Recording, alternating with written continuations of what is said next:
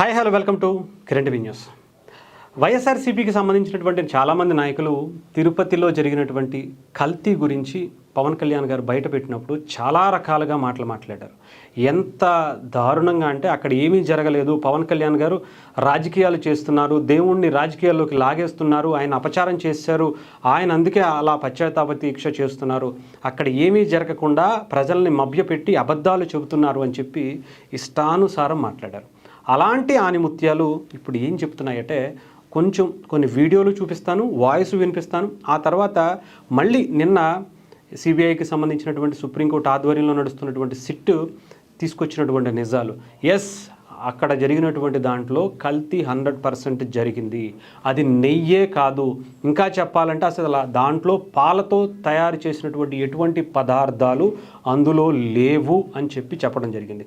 దాదాపు 68 లక్షల నెయ్యి కల్తీ నెయ్యిగా ప్రకటించబడిందని చెప్పాలి. ఇకపోతే దీనికి సంబంధించి హిందువుల మనోభావాల గురించి వీటి గురించి చాలా సందర్భాల్లోనే మనం మాట్లాడుకున్నాం. అయితే వైఎస్ఆర్సీపీ వాళ్ళు గతంలో ఏం మాట్లాడారు, ఇప్పుడేం మాట్లాడుతున్నారు, ఒక్కసారి క్లుప్తంగా కొన్ని ఆనిముత్యాలు మీకు వినిపిస్తూ చదువుతూ వీడియోలు కూడా చూపించేటువంటి ప్రయత్నం చేస్తా. ఎస్పెషలీ మనం జగన్మోహన్ రెడ్డి గారు గతంలో ఏం మాట్లాడారో ఒకసారి తెలుసు మనకి. ఆయన ఏంటంటే ముందు దానికి సంబంధించి జగన్మోహన్ రెడ్డి గారి కన్నా ముందు ఇంకొక పెద్ద మనిషి ఆయన ఏం మాట్లాడారో ఒక్కసారి వినిపిస్తాను. ఆ తర్వాత అంటే టీటీడీ చైర్మన్ కూడా ఉన్నారు, అలాగే అంబటి రాంబాబు గారు కూడా ఉన్నారు. అంబటి రాంబాబు గారు ఏం మాట్లాడారు ఒకసారి ఆయన ఆనిముత్యాల్లో చాలా ఉంటే ఒకసారి వినిపిస్తారు. మేము తప్పు చేస్తే మీరు మెట్లు కడవటం ఏంటండి? మేము తప్పు చేసామని నిరూపించండి, నీ బూట్లు తుడుస్తాను. మేము తప్పు చేసామని నిరూపించు. లడ్డూ ప్రసాదంలో జంతువులు పై కొవ్వు కలిసింది, ఆ నువ్వు నిరూపించు, నీ బూట్లు తుడిసే కార్యక్రమం చేస్తాం. అంబటి రాంబాబు గారు చాలా క్లియర్గా చెప్పారనమాట. అక్కడ మీరెందుకండి పశ్చాత్తాప దీక్ష చేయటం, మీరెందుకండి మెట్లు కడగటం, అక్కడ తప్పు జరిగిందని చెప్పి నిరూపించండి, వచ్చి మీ బూట్లు తుడుస్తాం అని చెప్పడం జరిగింది.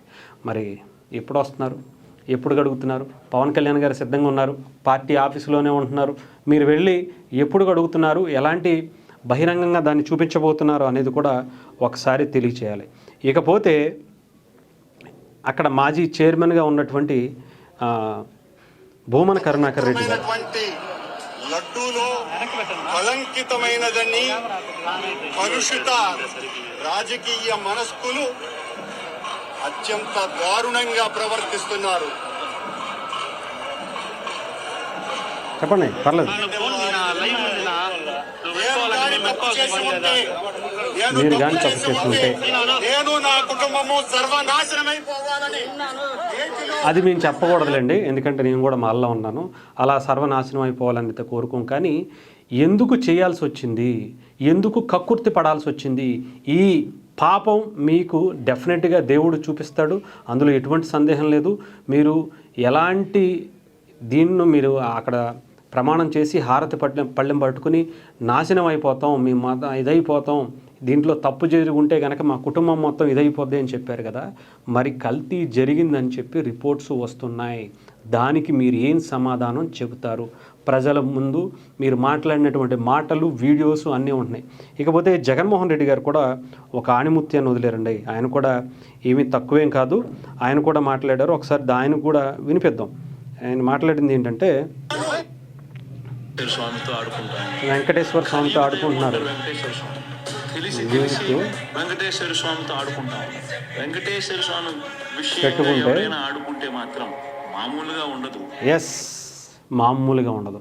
జగన్మోహన్ రెడ్డి గారు నిజమే, అంటే మీరు దేవుణ్ణి నమ్ముతారో, భూమన కరుణాకర్ రెడ్డి గారు దేవుణ్ణి నమ్ముతారో నాకైతే తెలియదు, కానీ అంబటి రాంబాబు గారికి తెలుసు. ఎస్పెషలీ వెంకటేశ్వర స్వామితో పెట్టుకుంటే ఏమవుతుందో జగన్మోహన్ రెడ్డి గారు మీకు బాగా తెలుసు.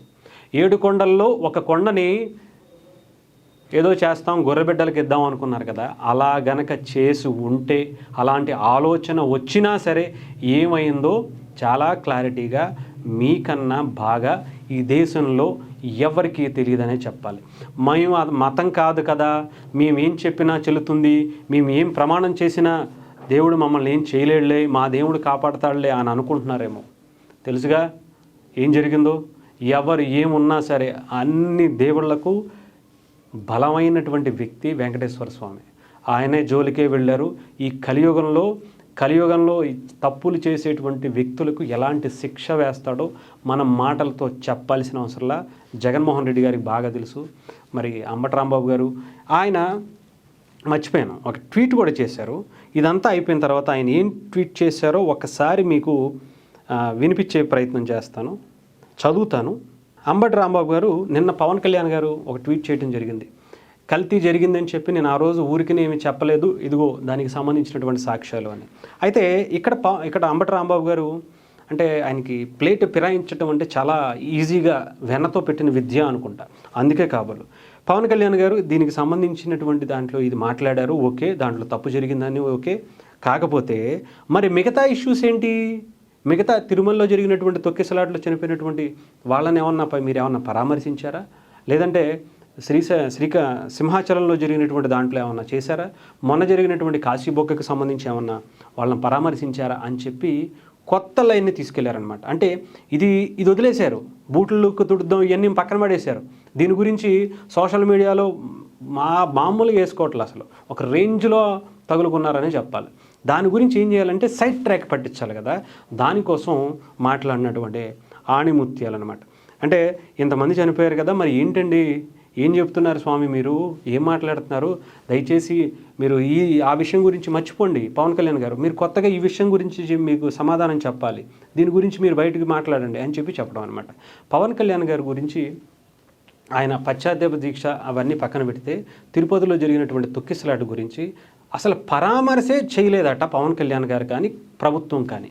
ఇది అంబటి రాంబాబు గారు ప్లస్ రోజా గారు కూడా అదే మాట మాట్లాడుతున్నారు. ఈవెన్ ఆ పార్టీకి సంబంధించినటువంటి లైన్ అంతా కూడా దాని గురించే ఎత్తుతున్నారు. ఎస్పెషల్లీ రోజా గారు, అంబటి రాంబాబు గారు, పెర్ని నాని గారు, ఆల్మోస్ట్ ఆ అధికార ప్రతినిధులు అందరూ కూడా, అలాగే ఆ అధికార ప్రతినిధులతో పాటు ఇంకొక కొన్ని ఆ సపోర్టింగ్ ఛానల్స్ ఉంటాయి కదా, పేటీఎం బ్యాచ్, ఎస్పెషల్లీ ఆ ప్రశ్న అనేవాడు కూడా దీన్నే పట్టుకున్నాడు. ఇకపోతే ఏంటి మిగతా వాళ్ళని ఎందుకు పరామర్శించలేదు అని. కళ్ళు గనక కాకులు ఎత్తుకెళ్ళకపోతే పవన్ కళ్యాణ్ గారు చాలా స్వయంగా, టీడీపీ వాళ్ళు కూడా ఎందుకు పవన్ కళ్యాణ్ గారు మరీ అంతలా మాట్లాడాల్సినటువంటి అవసరం ఏముంది అని చెప్పి కొన్ని విమర్శలు కూడా చేశారు, ఎస్పెషల్లీ కొంతమంది టీడీపీ నాయకులతో సహా. కానీ పవన్ కళ్యాణ్ గారు అవన్నీ పక్కన పెట్టి జరిగింది తప్పు, నేను ప్రజలకు జవాబుదారీగా ఉన్నా, నేను కూటమిలో సభ్యుడిగా ఉండి నేను ఓట్లు అడిగి మరీ ఏపిచ్చి గెలిపించుకున్నా, సో నేను జవాబుదారీగా ఉంటానని చెప్పి అక్కడ గవర్నమెంట్ హాస్పిటల్లోనూ అక్కడ ఉన్నటువంటి హాస్పిటల్స్కి వెళ్ళి క్షతగాతులను పరామర్శించి మోకాళ్ళ మీద కూర్చుని తర్వాత ప్రెస్ మీట్లో కూడా చెప్పారు చాలా క్లియర్గా. ఒకసారి ఆ వీడియో కూడా మీకు పంపించేటువంటి ప్రయత్నం చేస్తాను, వినిపించేటువంటి ప్రయత్నం. ఆయన చేతులు జోడించి అడుగుతున్నాను, తప్పైపోయింది, ఇలా భాగం పంచుకున్నాను, ఎంత లేదన్నా సరే దీంట్లో ఉన్నటువంటి వ్యక్తులు ఎవరైనా సరే మేము శిక్షిస్తాం, అంతేకాదు దీనికి సంబంధించి నాది బాధ్యతగా తీసుకుంటూ నేను మిమ్మల్ని క్షమాపణ అడుగుతున్నానమ్మా అని చెప్పి మోకాళ్ళ మీద కూర్చుని ఆ కుటుంబ సభ్యుల్ని ప్రాధేయపడ్డారు. పవన్ కళ్యాణ్ గారు మాట్లాడిన మాటలు విని వాళ్ళు ఏంటి ఇంత ఇలాగ మాట్లాడేటువంటి నాయకులు కూడా ఉంటారా అని ఆశ్చర్యపోయారు. ఎస్పెషల్లీ సింహాచలం అంటున్నారు, కాశీబుగ్గ అంటున్నారు, వీళ్ళందరికీ కూడా మీరు కావాలంటే జనసేనకు సంబంధించినటువంటి ఎమ్మెల్యేలు, మంత్రులు, కూటమికి సంబంధించినటువంటి వ్యక్తులు అందరూ కూడా ఎవరైతే ఆ విక్టిమ్స్ ఉన్నారో, చనిపోయినటువంటి వ్యక్తులు ఉన్నారో వాళ్ళ దగ్గరికి వెళ్ళి పరామర్శించినటువంటి వీడియోస్, ఫొటోస్ కావాలంటే మీకు పంపిస్తాం. వాళ్ళకి సహాయం అందిందా లేదో కూడా మీరు వెళ్ళి ఎంక్వైరీ చేసుకుని వచ్చి మాట్లాడండి. అంటే ఒక విషయాన్ని ఇంతలా నెగిటివ్ అవుతుంది కదా, దాని గురించి మాట్లాడడం మానేసి సైడ్ ట్రాక్ పవన్ కళ్యాణ్ గారి యానచరణం గురించి మాట్లాడమంటే ఎర్రచందనం గురించి అక్కడికి వెళ్ళి చూపిస్తే అది వైఎస్ఆర్సీపీ అధికారం నుంచి 2019 నుంచి 24 వరకు ఇన్ని వేల కోట్లు దోచేసుకున్నారని చెప్పి చూపిస్తుంటే పవన్ కళ్యాణ్ గారు లంచ్ చేశారు, డిన్నర్ చేశారు, బ్రేక్ఫాస్ట్ చేశారు. ఈ కాదు మనకు కావాల్సింది. ఎన్ని వేల కోట్లు ప్రజల సొమ్ము దోచేశారు. ప్రజలు నమ్ముకున్నటువంటి ఏకైక వెంకటేశ్వర స్వామి కలియుగ దైవాన్ని మీరు అవమానించి హిందూ భక్తుల్ని అవహేళన చేసినటువంటి మాటలు మాట్లాడినటువంటి దానికి సమాధానం చెప్పండి. లేదా మీకు కాలమే చాలా బలమైన శిక్ష ఇప్పటికే వేసింది, 11 స్థానాలకు కూర్చోబెట్టింది. ఎవరు ఆంధ్రప్రదేశ్లో లేకుండా పక్క రాష్ట్రాలకు వెళ్ళిపోతున్నటువంటి పరిస్థితి మీ నాయకుడే ఎక్కడో తలదాచుకున్నటువంటి పరిస్థితికి తీసుకొచ్చింది. ఇంకా ఆ కలియుగ వెంకటేశ్వర స్వామితో పెట్టుకున్నారు. ఇది మనం చెప్పాల్సిన అవసరంలా, ఆ దేవుడే చాలా ఘనంగా మీకు చెప్తాడు.